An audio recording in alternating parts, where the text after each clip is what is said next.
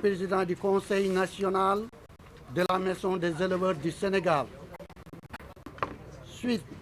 aux attaques des ensembles des secteurs primaires contre le directeur général de SOCAS, M. Harouna Galoba, président de l'Union nationale des organisations des éleveurs du Sénégal, qui ont décidé injustement de les porter plainte. Nous, le Conseil national de la Maison des éleveurs du Sénégal, nous dénonçons jusqu'à notre dernière énergie de cette attitude de ces quelques agents de l'État et manifestons notre solidarité à notre frère éleveur. Nous félicitons le directeur de la SOGAS qui a réussi à assurer la continuité du service, de servir loyalement les familles sénégalaises en viande de qualité malgré le blocage. Nous rappelons aux grévistes que leurs menaces ne passeront jamais. Nous ne passerons pas face à la force unique des éleveurs et n'accepteront jamais d'être moutons de sacrifice. Dans cette situation de crise alimentaire mondiale marquée par une flambée des prix des denrées de première nécessité qui impacte négativement la vie de menace de toute initiative visant à sur l'accès à la nourriture constitue une menace sérieuse de la stabilité sociale de notre pays. Nous rappelons à cet agent que plus de retenue et de responsabilité face à cette situation qui risque d'annuler la relation de confiance et solidarité qui nous a toujours animés. Nous évitons l'État du Sénégal à prendre les mesures idoines. Mesures idoines à pareille de situation afin de permettre aux services de production et de distribution pérennes de viande au profit des populations. Nous évitons l'État à réviser les textes législatifs relatifs à la police sanitaire des animaux et au contrôle des produits alimentaires qui sont devenus obsolètes et inacceptables aux réalités actuelles du secteur de l'élevage. Nous profitons de cette occasion pour féliciter et remercier son Excellence, M. Macky Sall, le président de la République du Sénégal, avoir pris des mesures visant à alléger les prix des denrées de première nécessité, dont la viande, même s'il y aura un manque à gagner pour les éleveurs. Nous encourageons le ministre de l'Élevage et de Production animale pour son engagement et sa responsabilité face à cette situation. Nous remercions les vétérinaires privés pour leur engagement et patriotique,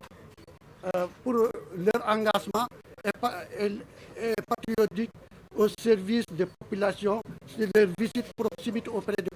des éleveurs. mbokk yi jiite conseil national de la maison des éleveurs may jël kaddu ci turu organisation bi nga xam ne moom laa jiite mais wax ne dañoo dégg ñu wax ne dañuy porter plainte directeur général SOCAS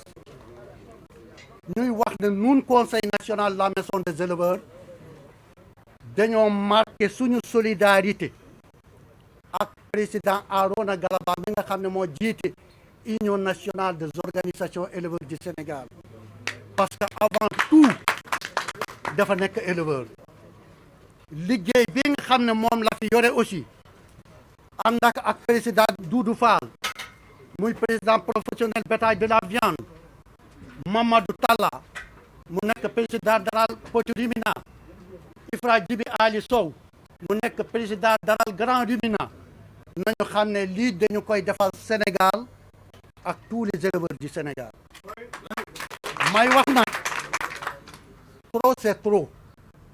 kenn dégguñu woon ñu ñuy prononcer ci seen grève mais dañuy xamal nit ñi ne ku laal sa mbokkamu laal la parce que li nun noo jël initiative wax ko du aaroona ñun la parce que li muy liggéey du pour moom pour ay mbokkam la te secteur élevage dafa nekk secteur boo xamante ne bi dafa jëriñ Sénégal directement mais jëriñ ko aussi indirect parce que kenn ku ne xam na li muy créer ci ay emploi direct ak indirect kon moo wax ne dafa jot tey ko ñun ci suñu jëmme boppañu wax état Sénégal na jël responsabilité am texte yi nga xam ne mettre naka en place am ñu ciy profito di wut lu ñu am di ñu tënk di ñu jatal de wax nañu dee suñu njaboot dee pour que ñoom ñu am lu ñu dundalee seen famille muy yokkute loolu état da ko war a seetaat parce que nag texte loi du kaamil du bible c'est fait par les hommes pour les hommes donc kon dañu ko war a seetaat ñu réorganiser waat ko ñu xam nañuy organiser secteur bi waaye jël secteur nga tënk defar ay loi jël ko teg ko ci ay loxo nit ñoo xam ni lu leen neex def parce que fi àdduna bi tollu tey wàññi nañu yàpp bi d'accord mais ñun kenn déggul ñu wax te bu ñu wàññee yàpp pour nag bi wàññeeku Doudou Fall bu jëndul nag du jaay yàpp kon nun fan la ñuy amee lu ñu dundalee suñu njaboot kon lii nag nun noo lànk ñoo bañ te jël nañu suñu matuwaay yëpp yu ñu war a jël ñu xamal agent yooyu di grève mun nañu grève ñetti at ñeenti at loolu ça nous regarde pas waaye nag li nga xamante ne aussi ñun ñoo ko moom dénkuñu ko kenn abaluñu ko kenn parce que avant tout suñu njëriñ moo tax sàcc wuñu fenuñu kon nag soxla nañu bis bi ni que tey na état jël responsabilité am nun bu ñu jógee ci lii am nañu ay représentants assemblée nationale li nga xam ne war nañu ko seetaat ci loi bii muy police sanitaire bi ak contrôle denrées alimentaires yi nga xam ne d'origine animale loolu danañu ko seetaat waxtaan ci ak ñoom la ñu ci wax coppite yañ ci war a indi ñu def coppite yooyu parce que lii xew tey état waroon na mën a wax ne nañu créer benn arrêté boo xamante ne bi dafay tabax benn commission boobu am représentant des éleveurs am représentant des maires am aussi service d'hygiène am police am vétérinaire privé ñoo ñëpp bu boobaa bu amee force majeure bu xew nii tey danañu jox ñooñu autorisation parce que vétérinaire privé bi bu contrôler ba gis lu ñu war a jàpp mu wax service d'hygiène ak police ñu jëlee ko fi kon may wax ne mbokk yi nun kenn ku ne xam nañu ne duñu ay tooñkat duñu ay santaaskat duñu ay nit ñuy xeebaate mais dañoo nekk ay baadoolo yu dund ci seen doole kenn suñuy doom duñu kenn duñu sàcc duñu immigré duñu jël ay aba kii nu ma tuddati ay gaal ñuy def kii nu ma tuddati voyage clandestin te loolu yëpp la ko def mooy suñu jur gi bu mettee ñu ngaj bu naajee ñu ngaj bu seddee ñu ngaj may wax nag ni damay féliciter remercier le vétérinaire privé parce que gis nañu ne aussi ñu ngi aux côtés des éleveurs di leen jàppale ñuy liggéey li ñu liggéeyee ma daanalee nag ci ñun éleveurs yi nañu continuer jom jañu xamoon ci suñu maam yi ñu continuer ci jom boobu ñu xam ne kenn ku ne d'accordal ne yaa war a faj sa doom yaa war a faj sa jabar yaa war a faj say nag te la ñuy faje nag bi du dara mun nañu ko jëndal suñu bopp ñuy félicité nag nguur gi parce que président Macky Sall moom la yàlla dénk réew mi ku fi yàlla teg nag ñu ànd ak yow loyalement duñu la fenal duñu la nag duñu la tapaas duñu la santaas te gis nañu ni secteur bi deful lépp def na lu mu mën kii nga xam ne mooy ministre Ali Saleh ñu ngi koy remercier di ko féliciter parce que ba mu ñëwee it ñëw na ak yëg éleveurs yi ak respecter leen ak am considération bu mot ci ñoom yéen journaliste yi nag ay doomu Sénégal ngeen defe nañu li ñu fi waxtaanee da ngeen ko jël ngeen jottali ko peuple bi fidèlement ñu ngi leen di remercier di leen ñaanal yàlla may leen ngay def ay carrière yu mucc ayib.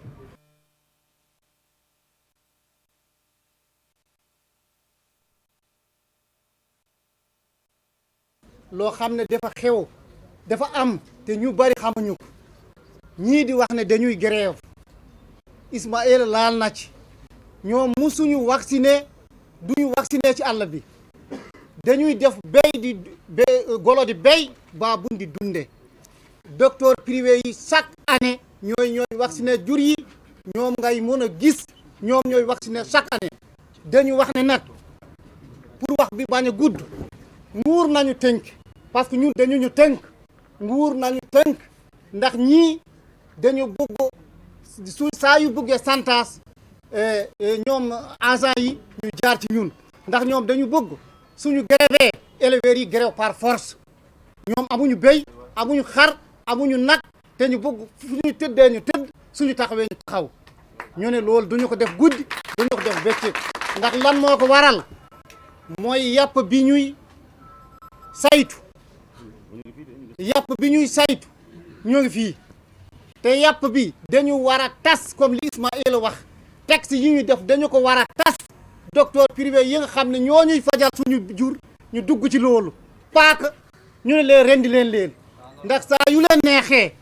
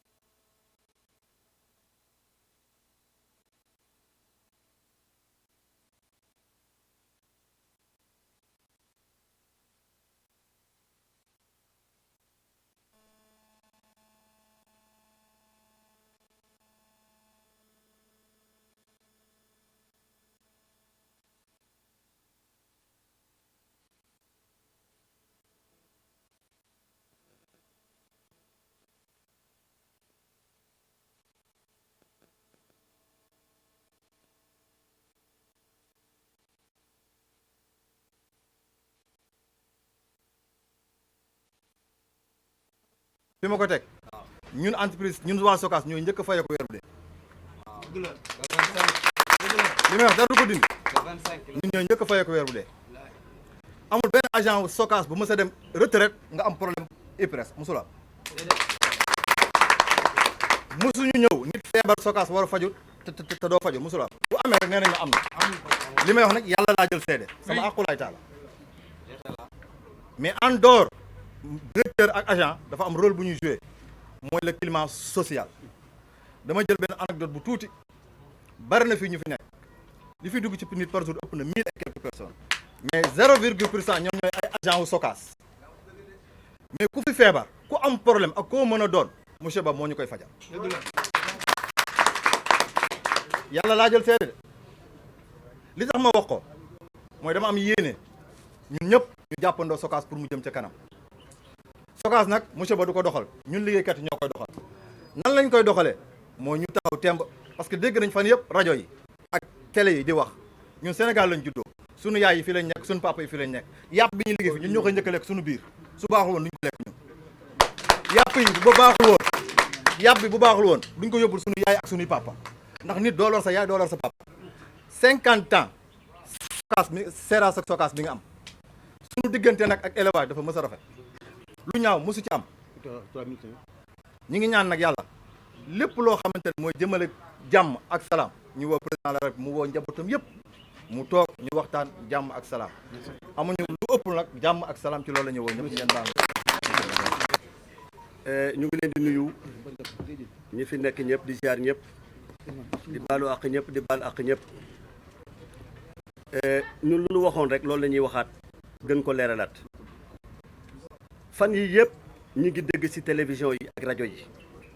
ay taskatu xibaar duñ tudd turu kenn nag ngeen baal ñu yéen taskatu xibaar yi ñuy wax loo xam ne ci amuñ su dara lu leen leer parce que bu nit demee ba yëkkati kàddoom naan Arona amul benn pouvoir bu ko permettre mu consigner kenn Arona waxul dafa consigner kenn Arona Ba dafa wax ni vétérinaires yi ñu ngi fii di liggéey état bi moo leen consigner te mu nekk lu wér information boo koy joxe wala nga toog sa télévision wala sa rajo di wax da ngay seet sa digganteeg yàlla waaye toog di lor ay junni doomu aadama te ni ngay wax dara leeru la si képp koo xam ne si nit nga doomu aadama ngay jullit ngay chrétien koo mënti doon war ngaa moytu loolu am na koo xam ne mi ngi tooñ ba sa kanamu yàlla Arona amul pouvoir nangam Arona waxul loolu de Arona daf ni y a des vétérinaires yoo xam dañ leen a consigné ñu ngi si abattoir bi inspecté yàpp yi ñun ñooy chevillards yi fi nekk ñun ñooy liggéey buñ fendi woon su ndawal gisuñu lu wér loo xam ne duñ nangu ñu rey ko mais ndawal gi dañ koy indi fii fekk fi ay vétérinaire ñu lewetal ko inspecté ko ñu soog koo jël mën koo jaay loolu moo fi nekk te lu wér la ku si bëgg am lu la leer da ngay ñëw nga dugg fii nga yor ndag nga dem nga xool beneen bi si des grève bi ñun duñ si sori am nañu droit grève nañu grève waaye bu ñu génn aussi di joxe ay fausse information di tooñ doomu aadama yi ba tey loolu baaxul vétérinaire yi suñuy frère lañu suñuy sœur lañu ñun ak ñoom démb xëy na tey problème am na mais bu soobee yàlla na ko yàlla lijjanti ñooy àndaat continuer dem parce que mënuñu tàggali ko éleveur moom nagam boucher bi la koy jox ak chevillard bi ñu di ko si abattoir bi vétérinaire moo koy inspecté kon ñun kenn mënu la bàyyi sa morom loo xuloo loo mer na nga def sa xel bàyyi fàttali ko juboo ñuy ñaan daal li nga xam ne si mooy population sénégalaise ñu déglu li leen di wax tax sa loolu moo nekk ku si am loo xam ne jaaxal na la jaral nga ñëw nga dugg fii yàpp wuñ fii génne yàpp wu sell la dañ koo inspecté xool ko am nañu ay preuve arrêté yi mi ngi fii mi ngi ak PDG Arona Ba mi ngi ak arrêté bi leen réquisitionné mi ngi ak le chef de personne Mamadou Talla man dama koo gis su leen neexee su ngeen pare yéen journaliste jël leen ko ngeen filmer ko ngeen génne ko waaw donc je crois que coow li mën na bañ a gudd ni ngi lor doomu aadama yi te jullit du tooñ nanu seet lu ñuy wax muy taskatu xabaar yi ngeen baal ma si ñu ko def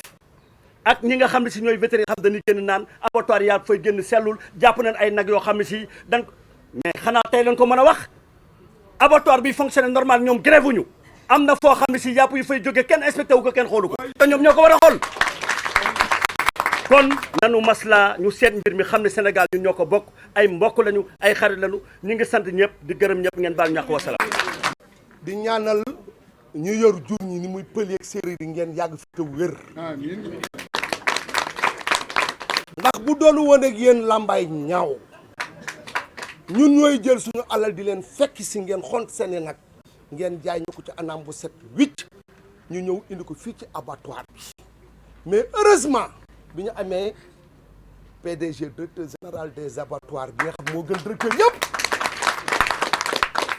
tey kii lu ko waay wax ci ñun dëgg la ndax ñun moomuñu seefuñu pour mu leer ñun nag bu fi dugg ñoo fi dugal xar bu fi dugg ñoo fi dugal bëy bu fi dugg ñoo fi dugal mais moom dafa tàngat ay élément muy personnel beeg ak agent yi ci jub ak sell ak mën a liggéey ak xarañ ndax ñun suñu alal duñu nangu kenn ku ñu ko yàqal waaye DG yow waroo tontu ñu ñoo lay waxal yow pour lan ngay wax yow seeraas bu toogee ba ndox mi neex yowa su frigo yi seddee yowa bu liggéey bi baaxee yowa bu ñëwee taal suñu oto ñëw liggéey bu set jaay suñu yàpp yore suñu xaalis dem taal suñu climatiseur rek lépp yowa kon yow looy wax gis nga vétérinaire dafa war a yam palaasam ñu waxante dëgg ndax tey bu gisul woon nag gisul bëy du inspecté te su boobaa du yóbbu këram lu ñu togg añ ak reer ak ndékki nit day xam boppam ñun dañu yàlla moo ñu boole ñu na ak ñoom ñu war a bokk ndey ak baay nit nag lay ubbil buntu naa la tëddal fii da ngaa war a yëgoog moom bi ñu ne demee bay grève am nañ ci droit mais nañu grève ak état bi ndax ñoom état bi moo leen yilif mais ñun ñoom moom suñu bopp ñoo jël suñu propre moyen doon ay sénégalais bi nga jàppale réew mi jël suñuy millions dugg ci àll bi jëndee ko ay nag ñëw pour àddina bi yëpp am jàpp kon li ko war mooy li war vétérinaire bi mooy mu xam bu baax fan lay taxaw kon dañu leen di ñaanal yéen vétérinaire yi prochainement bu leen defati lii ndax ñun mën leen ñoo boole population bi ndax ñun dañ fi am jabar am doom am mag am papa am yaay am lépp kon ñun yàpp bu baax kese nañuy jox sénégalais yi pour ñu lekk yàlla buñ leen jox yàpp boo xam ne leen di indi benn problème li ñu war a wax kay mooy clandestin bi na fi dañ loolu mooy dëgg mais Sokaas li ko war yëpp moo ngi ci tey boo dugg fii di nga xam ni wala nga dugg ci frigo bi di nga gis yàpp bu weex tal boo xam ne même boo ko bëggul jënd sax di nga am envie jënd ko di gërëm nag ki nga xam ne mooy suñu kilifa muy Doudou Fall parce que en preuve du lu ndaw en preuve du ndaw loo xam ni professionnel ñi nga xam ne ñoom ñoo waral yàpp bi yëpp ñoo nga fa tey boo doon compter doomu aadama yi fa nekk kenn mënu koo wax te Doudou moo jël lépp teg ko ci yoon soxlaalul kenn dara kon nag dañ leen di ñaanal Sokaas Extra's yal na fi yàlla def jàmm di ñaanal journalistes yi nga xam ne nag ñoom ay journalistes nañu ndax da ngeen di jaawatle journaliste ak ñi présenté émission bokkul journalisme da nga koy jàng journalisme da nga koy jàng am xam-xam booy wax nit ku xam buy wax day yaroo nit ku xam suy wax day wax luy jëriñ doomu adama mais boo toogee ci plateau Sénégal yëpp toog nga yàq deru nit yow xamoo ndax suñu borom mi ñu sàkk sax bëggul ko yàq doomu adama kii nag kenn mënu koo yàq kii dafa set wicc kon yàlla na yàlla dooli sutura te yàlla yokk Sokaas Extra yéen pël yi nag ak séeréer yi nga xam yéen ñuy jox suñu nag yi tey ñu doon ay patron yàlla na leen fi yàlla bàyyi asalaamaaleykum wa rahmatullah. Tous les acteurs de l'élevage qui sont ici présents. Je suis le président du Forail des petits ruminants, mais je suis également le conseiller du directeur général et chef du service administratif et du personnel des abattoirs du Sénégal. Monsieur Aronaba, il fonctionne selon un canevas d'un cahier de charges et d'un contrat de concession. Dans le cahier des charges, c'est du devoir, il incombe à M. Aronaba, comme il l'a dit récemment à travers tous les médias, d'abattre tout animal de boucherie qu'on lui présente, de transformer cet animal de boucherie en carcasse et de livrer la viande et le 5e quartier au propriétaire de l'animal, en l'occurrence le cheviard ou le boucher. C'est là que se limite le rôle de M. Aron Baraba, directeur général de la Sokaas. Si le cheviard ou le boucher veut qu'on réfrigère sa carcasse, c'est également une obligation pour lui de le mettre dans les entrepôts frigorifiques pour réfrigérer cette carcasse-là. C'est là que se limite. Et l'article 20 du contrat du cahier des charges impose à l'État, en l'occurrence le contrôle technique de cet animal-là, revient au ministre de l'élevage. C'est bien dit au ministre de l'élevage ou son représentant. Ce que nous demandons actuellement, je crois que s'il y a une défaillance, c'est à ce niveau-là. Nous disons tout simplement au ministre de l'élevage, comme ceux qui sont là, ils doivent être impérativement réquisitionnés pour faire le travail. Monsieur le ministre de l'élevage n'a qu'à nommer d'autres, même si c'est des privés, pour qu'ils viennent s'occuper de cela. Et je dis, tout animal qui sort de cette maison-là, c'est une viande de qualité, c'est une viande salubre et pleine d'hygiène. Li ma bëgg a wax comme ñetti minutes la ñu am mooy maay président Darol Khari di conseiller directeur général bu Sogas di également chef du service administratif et du personnel. ma ne moom mii li muy def tey ji dañ ko tënk ci ay këyit yu leer liy warugalam mooy bépp boucher wala bépp cheviard bi nga xam ne bi la wala sax bépp sénégalais bu andi xaram wala béyam wala nagam parce que nag nous sommes également même dans un pays laïque parce que képp bu andi sax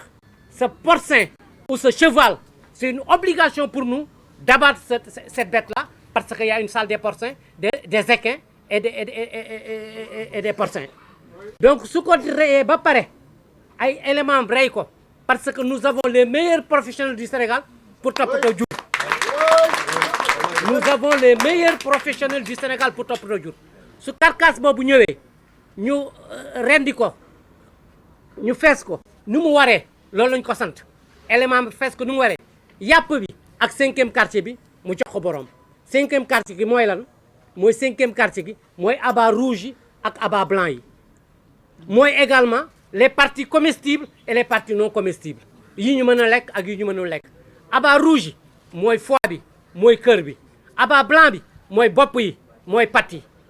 partie comestible yi mooy mbàq yi ak estomac bi ak intestin yi partie non comestible bi mooy onglon yi ak corne yi ak yooyu yëpp loolu mooy kii foofu la rôle am yem ku bëgg ci cheviard yi ñu yóbbu la ko ci entrepôt frigorifique obligation la pour moom mu yóbbu ko entrepôt frigorifique tey jii entrepôt frigorifique bu Sogas ku fa dugg tey jii ku fa dugal tey jii doo fa def ñaari minutes da ngay daw génn entrepôt frigorifique yu mucc ayib la wax nañ ko léegi cheviard yi ndox mu mucc ayib la donc abattoir amuñu problème ku am problème ak état dama yaakaaroon ne da ngay ñëw bootu ci ñii mooy les éleveurs là bootu ci ñoom Arouna Ba ak ñoom Ismaïla ak ñoom Doudou Fall ak ñoom Ifra Djibi Ali pour ñu jàppale la dimbali la pour ñu sa problème réglé. Je crois que leneen di lépp loo xam dañ ko war a contrôler suñ ko waree contrôler kay dañu wax ne ministre de l'élevage yow la ñu wax nga contrôler yàpp bi wala ki la fi teewal ki ko fi teewal nag su deful liggéeyam kooku du ñun te mu ngi fi dañ ko tënk mu nekk fi loolu daal la ñuy wax ma leen di xamal ne nag bokk ci coow li xam li xewoo ko gën bokk ci coow li xam li xew moo ko gën te it maa ngi koy wax keroog mën a waaxu xam yoon wee ko gën ki kii xam ne yoon wi nañu xamante loolu te ku ko laal nga àdduna parce que lépp ko am du nit kese moom ci boppam ay jëmmi la ku ko laal nga àdduna parce que laal àdduna mooy laal éleveur laal marchand de bétail képp koo am gan boo am boo fonk ku am dëj ku am ngénte ku am looy teral ku am gàmmu ku am màggal li ñu yor nga koy xalaate donc asalaamaaleykum wa rahmatullah maa ngi nuyu éleveurs ñëpp ñu fi nekk ñaari forage yi ak Seras. Je m'appelle Mamadou Fall Doudou. Je suis le président de l'Association nationale des professionnels de la viande et du bétail au Sénégal, vice-président de la Confédération des fédérations de la filière bétail viande des prix de l'Afrique de l'Ouest.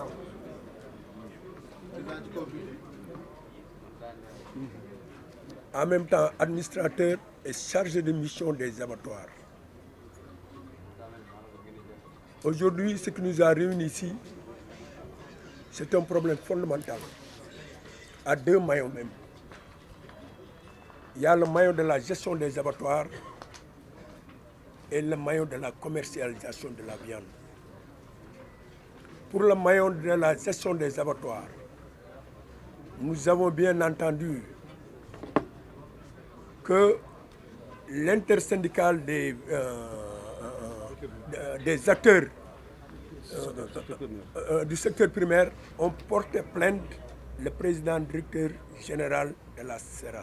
la SOGAS du moins. Mais nous faisons appel à leur attention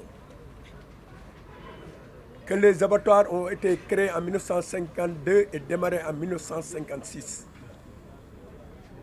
sous l'égide et la gestion de la ville de Dakar, qui a été déficitaire jusqu'en 1963. Tous les bilans étaient déficitaires. De 1963 à 1995, c'était l'État qui gérait les abattoirs par le canal des docteurs vétérinaires. Durant tous ces longs parcours, ils ont déposé des bilans déficitaires de 100 millions et de 150 millions que l'État subventionnait. De 1975, après la privatisation de la SERAS au secteur privé, l'État a créé la Société de gestion des abattoirs du Sénégal lors du Conseil des ministres du 21 février 1995. Les archives sont là. En impliquant les acteurs de la filière bétail-viande dans la gestion des abattoirs. Après multiples contraintes et multiples problèmes, les acteurs se sont engagés et s'investissent dans la gestion. Aujourd'hui, le capital de la société SOGAS est à 550 millions. D'où viennent ces 50 millions? Dans les postes des acteurs qui sont là. Les éleveurs, les marchands de bétail, les bouchers, les dibitiers, les gargotiers, les tripiquiers, même les bergers convoyeurs sont souscrits dans ce capital. Donc la SOGAS est 100% privée. Et la paix sociale dans les abattoirs. L'État n'a même plus senti que est-ce que les abattoirs existent. C'est grâce à eux. Nous avons fini de faire ça. C'est une bonne chose de SOGAS. Mais SOGAS, l'État a créé depuis 1956, 1963, la commune a géré. Nous perte. L'État a eu une solution. Créer la Société d'exploitation des ressources animales du Sénégal, Moïse Seras. Nous gérons que 63 à 95. Nous déficitaire, l'État a subventionné. Di jël 100 millions 150 millions di ko ci dugal bi ñu demee ba affaire bi dal état bi xam ne loolu du solution mu créer société boo xam ne acteurs yëpp ñoo ko yore tey jii SOGAS c'est pas monsieur Ba julo yi boucher yi éleveurs yi dibitiers yi gargotiers yi ñooñu ñooy SOGAS parce que ñooñu ñoom moom société bi ñoom ñooy actionnaires yi société SA actionnaires yi ñoo ko moom société privée état bi amu ci benn dërëm ñoom Moussa Ba nekk groupe majoritaire bi ba nu gisee vision abattoir yi dañoo jël seen alal ñu dugal ko ci tey capital société bi ma ngi si 550 millions am na société SA yu bari amuñu ko ci loolu yëpp acteurs yi nga gis ñu toog fii seen alal moo ci nekk donc li ñu waree monsieur Ba nii ñëw ñu pour monsieur Ba mais suñu alal na ni sàmm pour mu bañ yàqu il faut que mu leer bon beneen bi li état bi doon xool ci abattoir yi coow yi bari woon na lool mais bi ñu ñëwee ba léegi coow kenn diggutu gàcce gàllaama loolu ñu ngi leen ci gërëm. Mesdames, Messieurs les éleveurs, Madame, Messieurs les professionnels du bétail de la viande, avant tout, je suis vraiment sensible, je suis vraiment ému de voir ce soutien de taille que par rapport aux éleveurs du Sénégal et par rapport aux professionnels de la viande. au nom de mon frère Ismaël Sow, je remercie tout le monde. Ismaël Sow, merci beaucoup. Remercier Doudou Fall, le président de l'ANPROV, Aluja au nom des syndicats, Mamadou Tala, président du Forail, Ifradjib Ali, président du Forail du Gros Rubina. C'est pour vous dire que tout le Sénégal est là, tout le Sénégal. Notre maman, chère maman, Djainab Sidibé, merci beaucoup pour votre déplacement. Bachourignan, Massour, au nom des Cheviards, je vous remercie infiniment. Les travailleurs de la SOGAS, mes Jean-Jean, merci beaucoup pour tout le soutien. Donc tous les éleveurs qui sont là, derrière moi, ma commune de la Gamadji-Saré, le département Podor, donc je veux dire tout le Sénégal. Je remercie infiniment les acteurs du secteur de la viande. Avant tout, comme dit certains, aujourd'hui ce n'est pas ma parole, c'est Ismaël Sow qui a ma parole, c'est les éleveurs qui ont ma parole, c'est les cheviards, c'est les bouchers, c'est tout le monde qui a ma parole, donc je n'ai pas de parole. Moi je tiens seulement à les remercier infiniment. Je remercie encore la presse sénégalaise d'avoir accepté de venir pour réaliser la vérité, pour éclaircir cette donne. Donc vraiment, tout ce que je veux dire, les autres ont dit ça clairement. C'est un seul point que je vais préciser. Un vétérinaire qui jouit de ses facultés mentales, qui est en fonction, ne peut pas, n'ose pas me porter plainte moi à Ronaba. C'est pas possible. Je dis bien un vétérinaire qui jouit de toutes ses facultés mentales, qui est en fonction, ne peut pas, n'ose pas me porter plainte. C'est impossible. Parce que la viande n'a pas été inspectée. Parce que la viande n'a pas été contrôlée. C'est de son retour, ce travail lui vient de droit, ce travail lui incombe, pas à la SOGAS, pas au PDG de la SOGAS. Donc on vit je dis, qui est en fonction, juge de cette fonction n'ose pas me porter plainte. Depuis 15 jours, à un jour, je n'ai pas reçu une convocation. Ça veut dire qu'il n'ose pas me porter plainte, il n'ose pas. Je suis pressé d'avoir cette plainte, que je vais aller remettre à Ismaël Sow, je vais remettre à Doudou, que je vais remettre à tous les acteurs. Mais ils n'oseront pas me porter plainte. Ce n'est pas possible. Ce n'est pas possible. Parce qu'ils auraient eu tort. C'est eux qui devaient faire ce travail, vouloir repartir ce problème. Ils sont affaire avec l'État du Sénégal. Ils sont en train de le faire. Ils sont avec l'État du Sénégal, pas à la SOGAS. Ils sont là. Les vétérinaires sont là. Depuis le 4 novembre, 4 octobre, ils sont là. On parle de 3 novembre. Depuis le 4, ils sont là. Bien avant, ils sont là. Ils sont là. Ils ont forcé, consigné, contraint à faire ce travail. Donc, ce n'est pas à la SOGAS de faire le travail. SOGAS a un contrat de concession avec l'État du Sénégal. Ma mission se limite uniquement à faire un service de prestation. Donc, dans le cadre de contrat de concession, mon lien avec l'État du Sénégal. Que ça soit clair, ma mission, ce n'est pas de contrôler, ce n'est pas d'inspecter. Donc, je pense que ce point est clos. Je remercie tous les éleveurs du Sénégal. Je dis quoi? Je dis que Allah fait hande. Je dis que weltare, je dis que holare.